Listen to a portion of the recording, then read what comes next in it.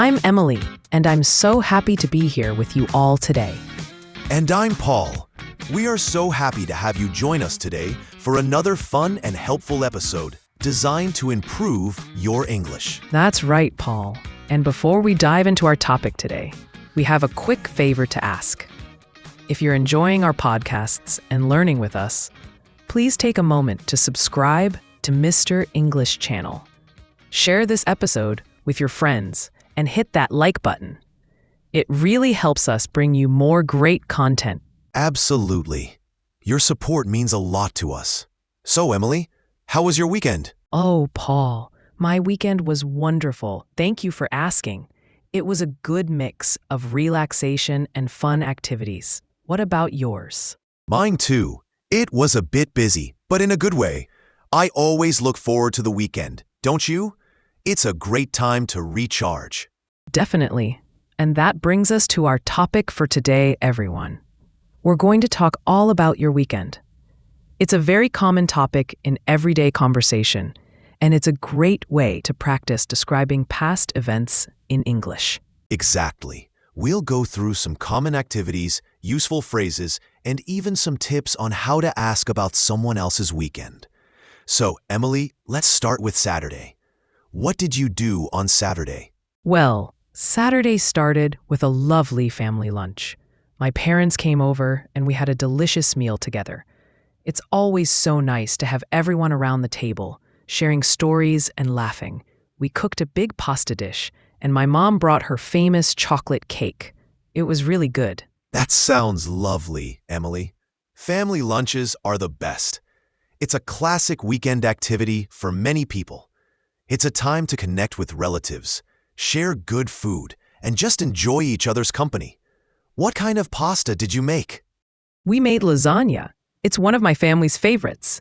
And after lunch, we just chatted for a while, and the kids played in the garden. It was very relaxed. How about your Saturday, Paul? My Saturday was a bit different.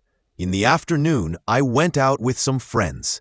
We decided to try that new coffee shop downtown that just opened. You know, the one with the really unique pastries? Oh, I know the one you mean. I've been wanting to go there. How was it? It was great. We sat there for a couple of hours, just talking and catching up. It's always good to spend time with friends, isn't it? We talked about our week, some movies we've seen, and made plans for a future get-together.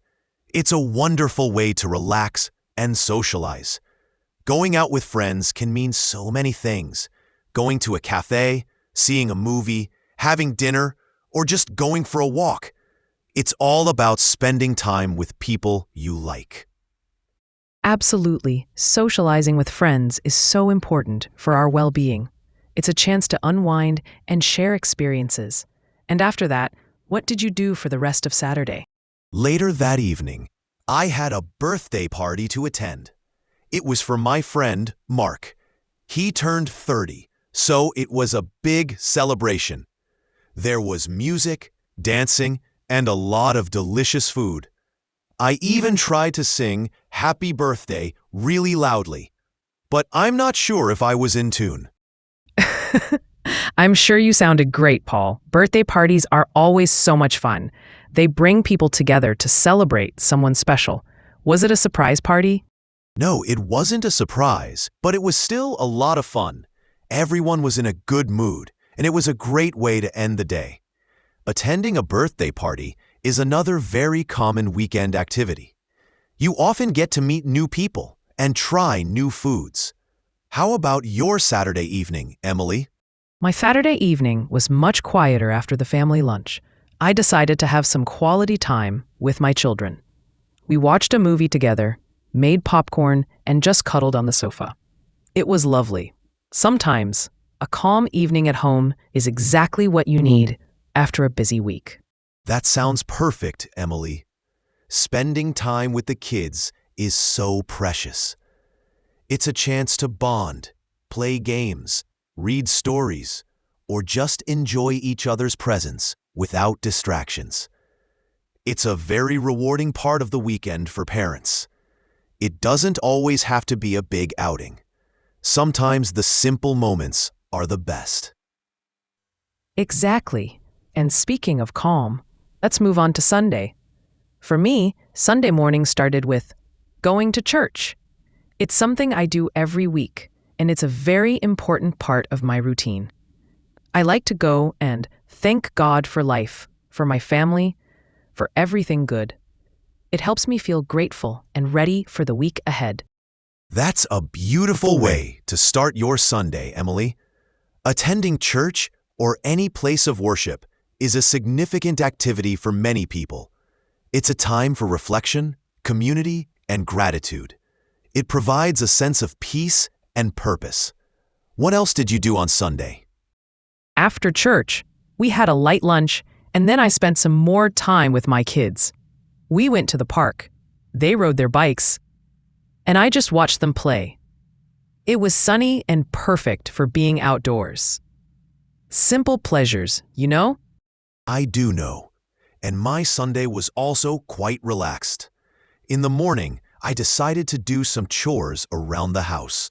You know, cleaning up a bit, doing laundry, things like that. Not the most exciting, but necessary. Oh, the dreaded chores. But someone has to do them, right?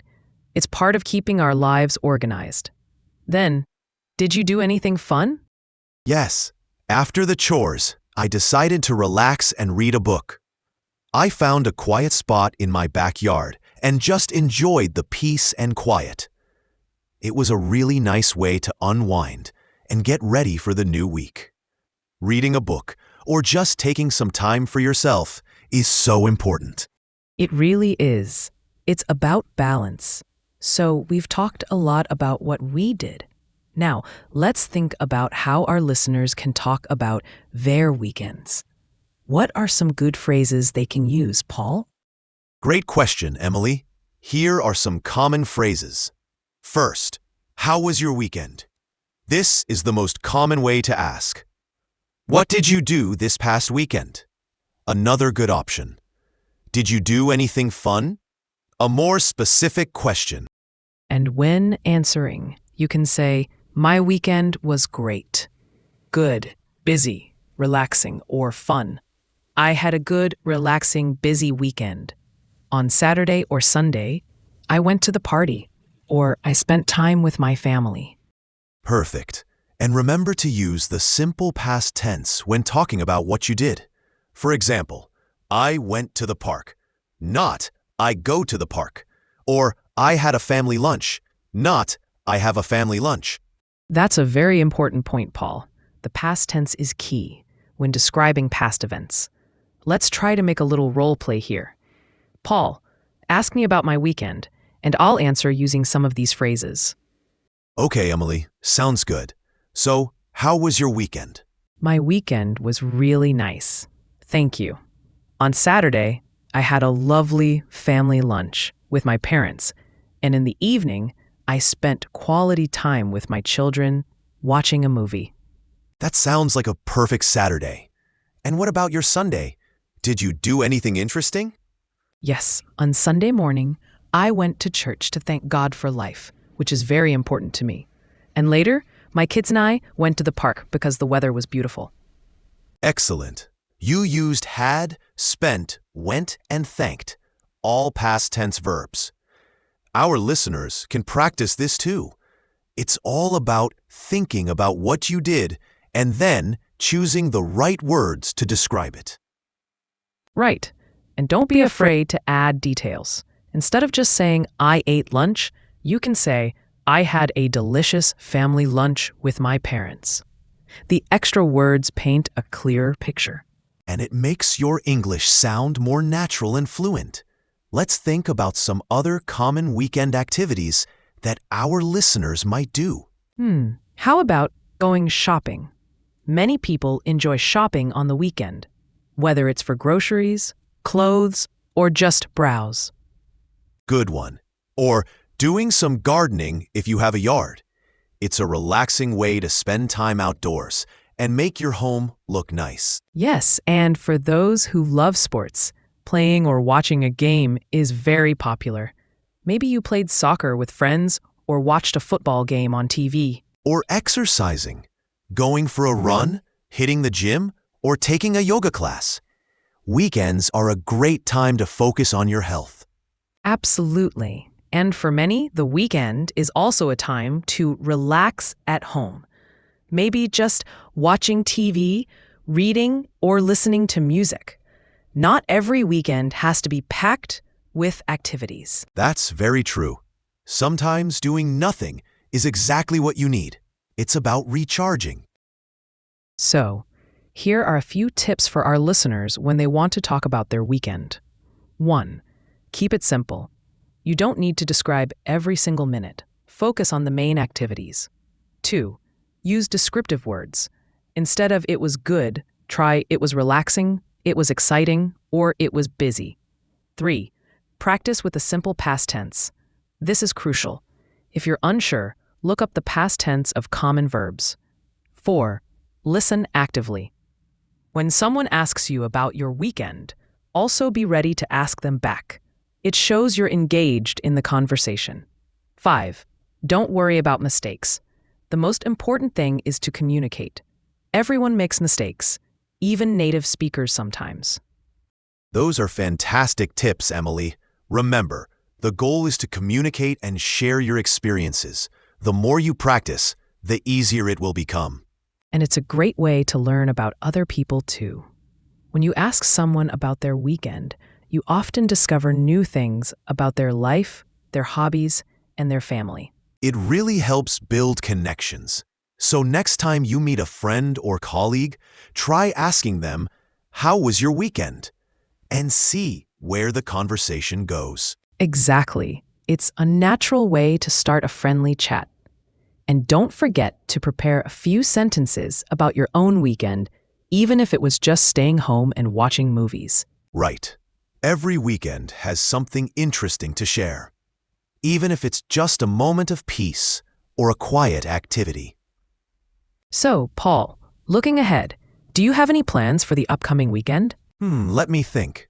I'm hoping to visit a museum I haven't been to yet, and maybe try out a new recipe for dinner on Saturday. How about you, Emily? Sounds fun. I'm planning to take my kids to a local festival on Saturday, and on Sunday, I'll probably have a relaxed day at home. Maybe catching up on some reading. Wonderful.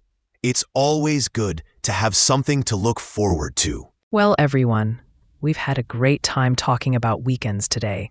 We hope this episode helps you feel more confident when discussing this common topic in English. Remember all the different activities we mentioned: family lunch, going out with friends, birthday parties, time with kids, going to church, chores, reading, shopping, gardening, playing sports, exercising, and just relaxing at home. You can use these ideas to talk about your own weekend.